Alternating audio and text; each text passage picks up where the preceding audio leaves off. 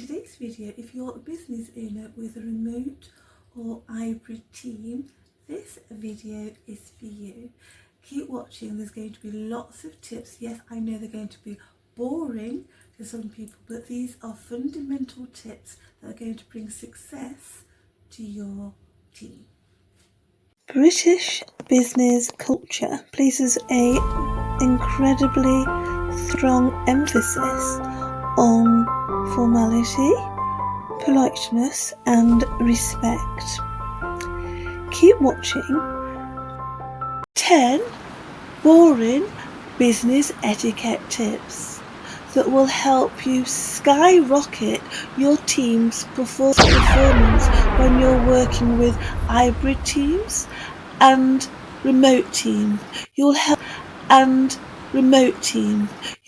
them navigate the world of business using British etiquette. As the business etiquette detective, I have over 10 years experience working with business clients and remote and hybrid teams. And I'd like to bring that experience to you so you can have the best experience with your business.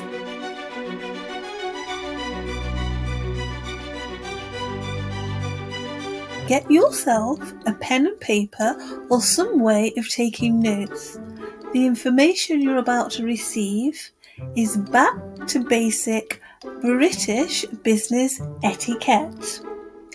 If your remote team or hybrid team are talking to corporate clients, professional clients, or any company that has an heritage background, this information is vital for the success of your business when they are communicating with these people.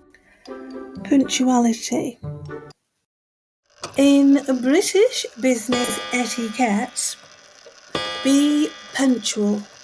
Be on time when you're attending a meeting. It is considered disrespectful to arrive late.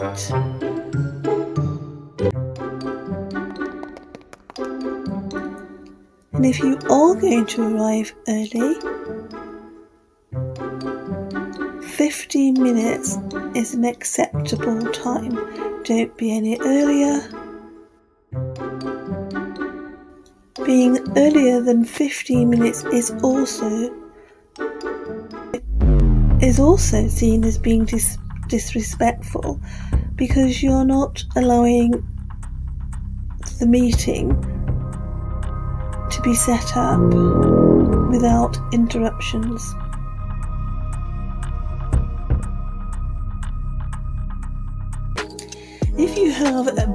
If you're trying to gain British clients,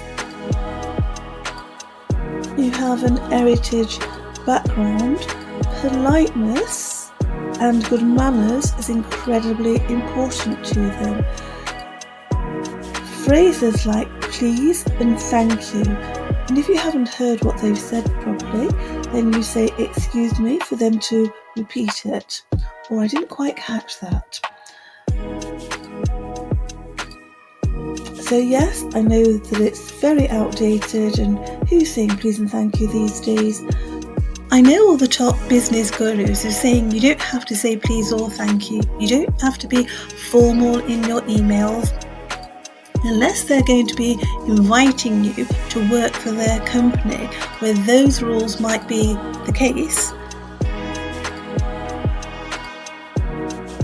Or unless you're prepared to pay between $3,000 and $10,000 to learn their methodology and for them to help you. If you're not in that position, then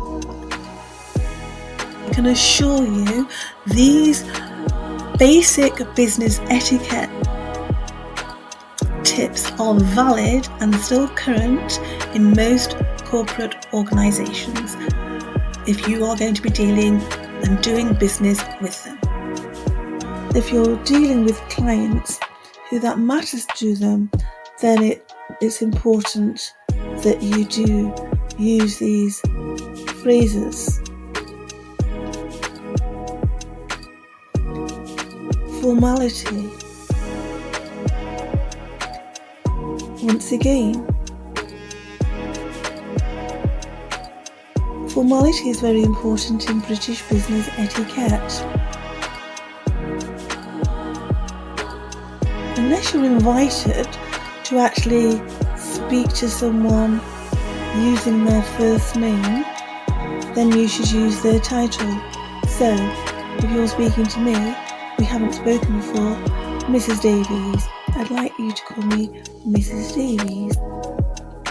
There you go. I don't want you to be on first name terms with me. Sonny Lee, it's just not the thing for me if we haven't spoken before. And yes, it's boring. Yes, you think it's nice to be chatty and on friendly terms, but it's not for me. Thank you. Small talk. It's polite to engage in small talk to build rapport with someone before you start discussing business. If you really have to, you can talk about the weather. But if you've already know a little bit about your customer, the clientele, and you know that they like to play golf or they play tennis or Pilates, so whatever hobby that you know they have, discuss it. You know, have you been to the gym this morning? And then any current affairs. So depending on, shortly, Strictly Come Dancing is going to be on. And I love Strictly Come Dancing. If you talk to me about Strictly Come Dancing, anything you want me to buy, I will buy.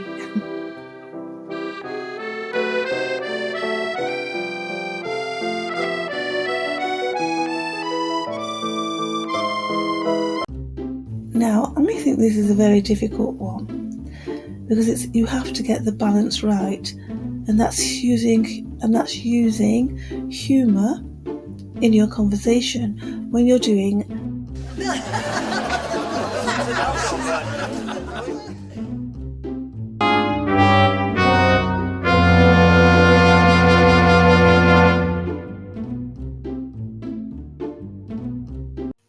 but you've really got to hit it just right.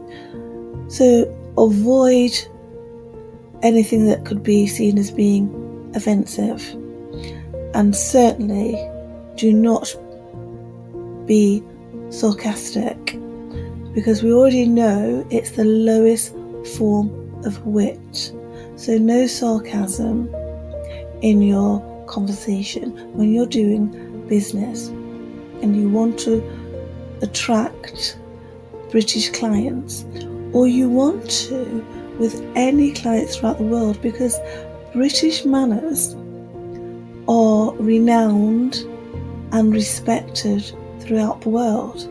So if you can have the ability to bring your British manners on the phone when you're talking to your clients, I can guarantee your sales will be better.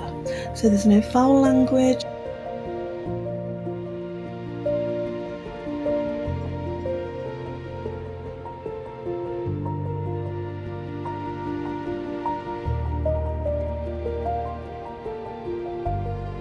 Business meetings. Make sure when you're having your meetings they are structured and follow an agenda, so everyone in the meeting can follow along. And this is the time that whoever is in the chair is able to say and put across the point they want to make. And you can practice good British etiquette and manners by not interrupting anyone who is speaking. Wait your turn and do not talk over people. So you need to be a good listener, pay attention to what's being said so that you don't start repeating what's already been discussed, and take the time to listen to somebody else's point of view. Make sure you're being clear, concise with it when you're communicating. Avoid rambling, maybe like I am at the moment, and do not use jargon. Be positive and enthusiastic, and avoid being that person who is always complaining, always negative.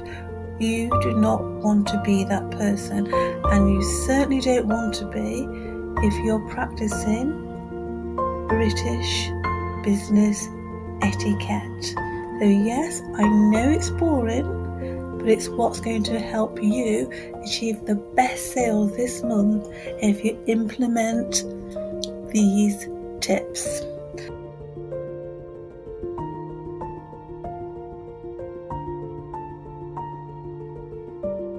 Don't forget to present your team with awards. It's important that your employees, that you provide your employees with meaningful recognition. Present them with certificates so they can actually remember the occasion. It's a real boost for team morale. The joy your hybrid and remote team will experience when they receive awards. For many, it will be a dream come true. The manager, the business owner, as a mentor, they will recognise that this award wouldn't be possible without your support. The next point that we're going to raise might not make you very popular, but by having this culture within your business will help your team know when they're in work mode and when they're in their own personal leisure mode.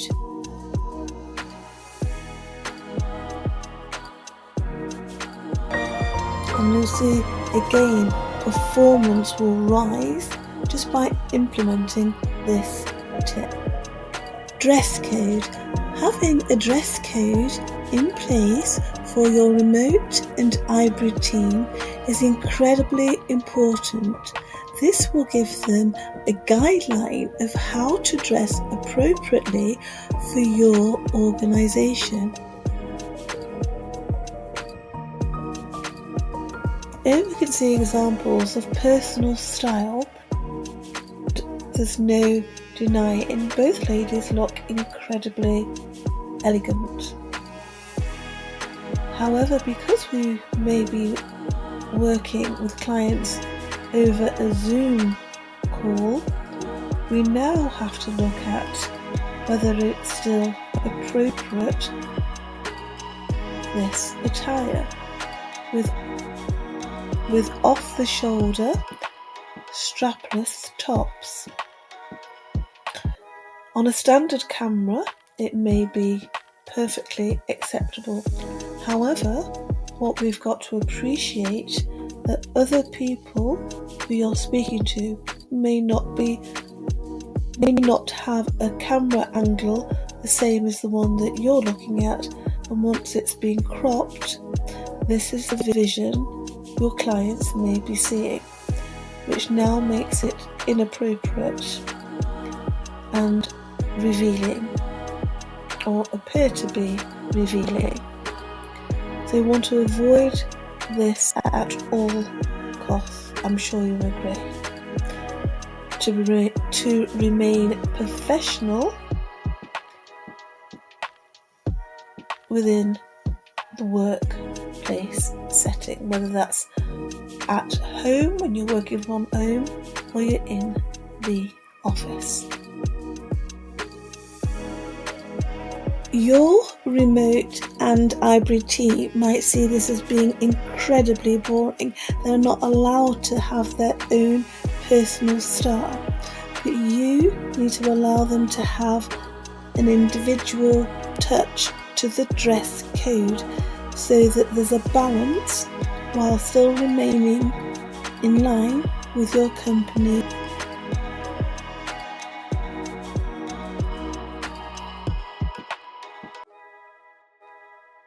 When it comes to communication, we're going to look at non-verbal communication. Remember that body language, your tone of voice. Like and subscribe, please. Warning: some viewers may find the following footage deeply disturbing. And your facial expression.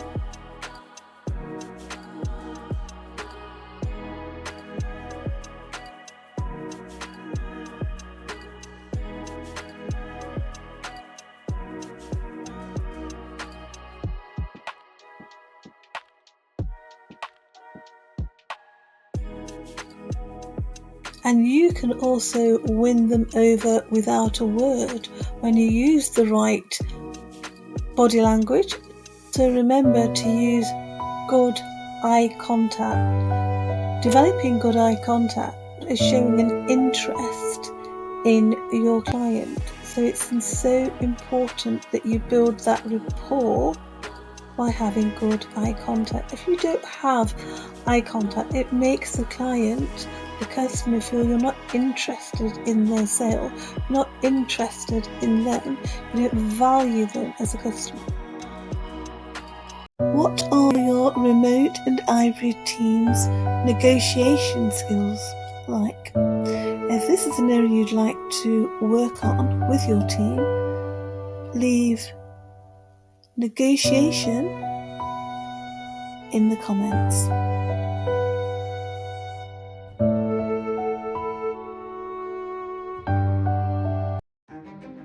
This is an area where managers, business owners tend to neglect, and that's following up after a meeting, and it's crucial for several reasons. You're going to be reinforcing the points to ensure that everyone is on the same page so that you're going to have the same outcome. You can clarify the next stage that you need to be doing in your process and assigning responsibilities, and there you can actually set a deadline for whatever action you want to take. And then you can gather information. It's a brilliant time to get any information that you need, address questions that have been arisen, because you know what it's like. You have a meeting and then certain things after the meeting is finished, you think, oh, we should have said that. This is the time when you do a follow-up, you can gather the information that you didn't include at the time of your meeting, you can address it now. And then you can solve any problems that might have occurred. You can identify the issues that were again overlooked in the meeting.